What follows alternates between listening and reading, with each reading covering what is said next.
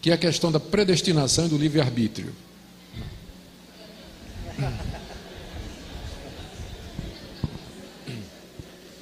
Deixa eu ver como é que eu respondo isso aqui.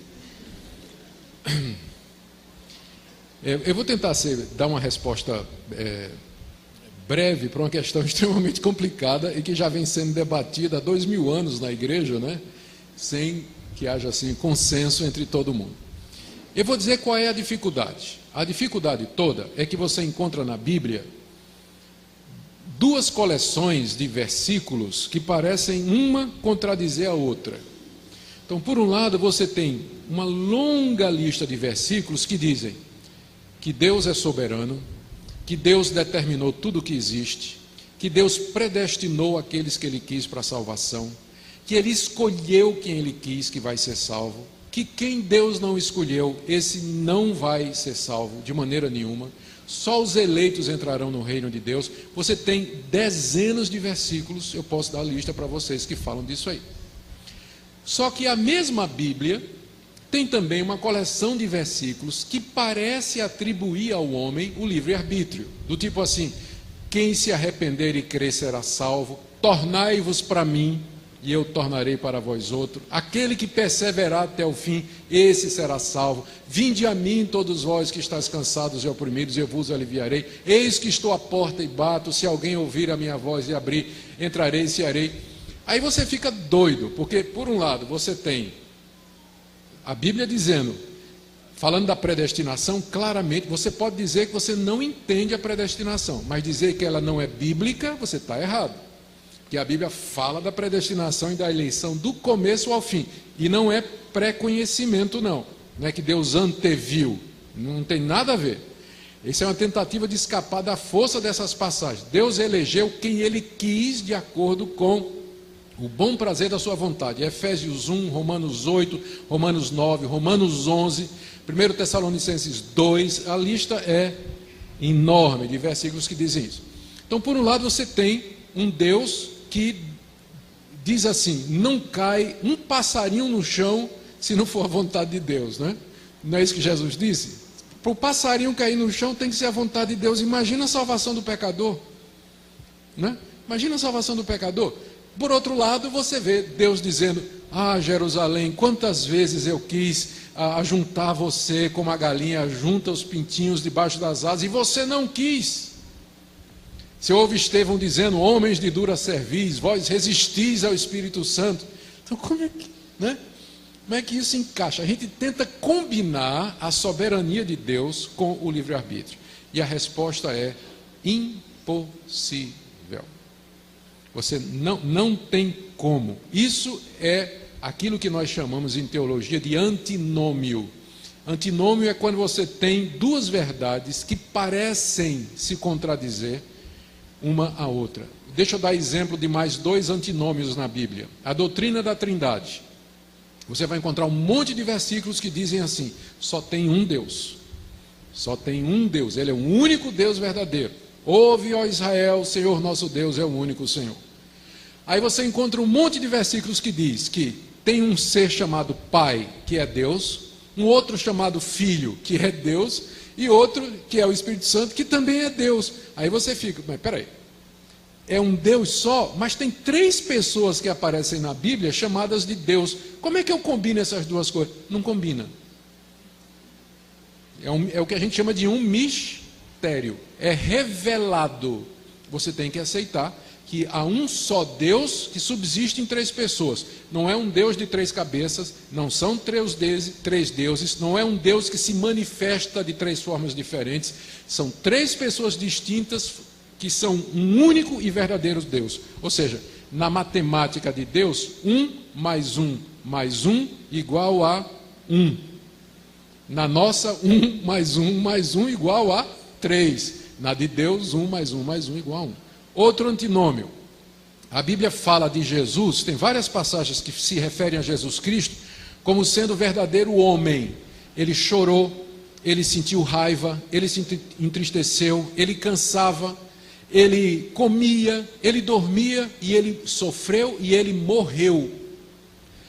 Tem uma lista de outras passagens que diz que Jesus é Deus, que ele já existia antes de vir ao mundo, que ele e o Pai são um, que ele é o Filho de Deus, que ele é eterno, que ele é onisciente e ele é onipotente. Agora me responda, se ele é Deus, quem é que morreu na cruz? Que Deus não morre.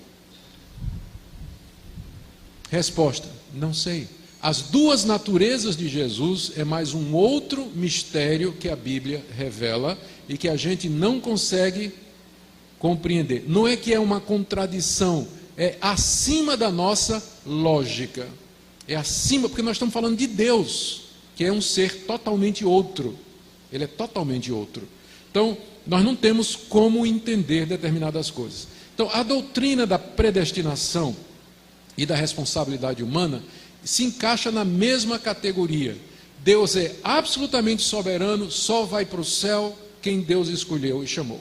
Pode ter certeza disso, é isso que a Bíblia diz. Por outro lado, você é responsável por sua decisão. Se você vai para o inferno, é porque você disse não, é porque você não quis. E se você for para o céu, é porque Deus chamou você. Todo crente de joelho, ele é um calvinista. Porque quando ele está de joelho, como é que ele ora? Ele ora assim, ó Deus, eu te agradeço. Você ora assim, ó Deus, eu...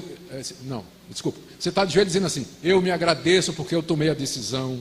Vou para o céu porque eu tomei o livre-arbítrio da forma correta. Eu me agradeço. É assim que você faz quando está de joelho? Não, não. Como é que você agradece? Deus, eu te agradeço porque se o Senhor não tivesse tocado meu coração, se o Senhor não me tivesse dado a oportunidade. Então, todo mundo de joelho é um calvinista.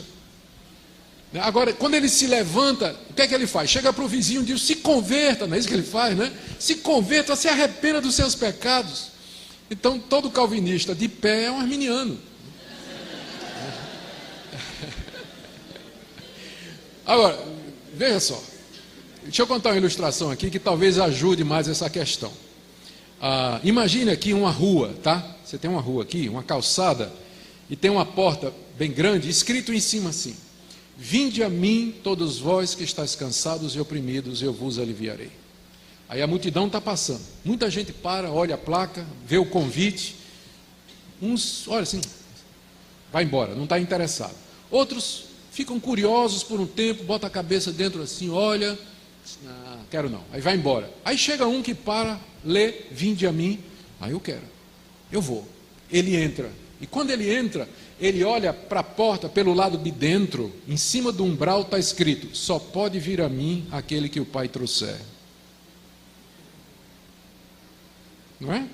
Antes de entrar, vinde a mim. Você diz, eu vou. Quando você entra, você olha para trás e diz, eu só vim porque Deus me trouxe. As duas coisas combinam. Elas não se explicam. Não há uma explicação lógica para isso. Como é que pode haver responsabilidade num mundo governado por um Deus que predestinou tudo o que acontece? Então isso não cabe na nossa lógica, mas é o que a Bíblia diz.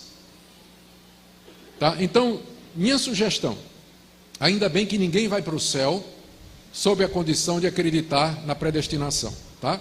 Você é predestinado, mesmo que você não acredite, pode ter certeza. Então, ainda bem que sua salvação não depende de você acreditar nessa doutrina, mas pelo menos não diga que ela não é bíblica.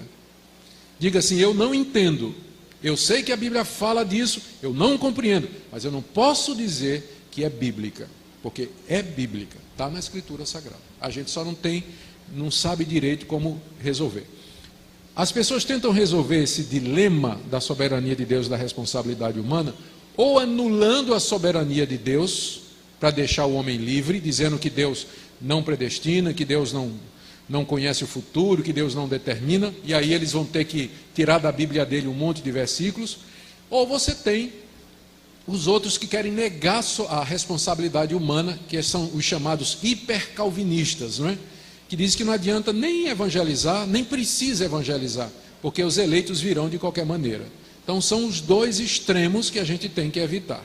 Nós temos que manter as duas verdades juntas. Pensa nisso da seguinte maneira, se você ficar em cima de um trilho de trem, em linha reta, que vai até no horizonte, você vai ver que as duas linhas vão correndo paralelas e elas nunca se encontram, mas elas se encontram lá no horizonte, não é isso?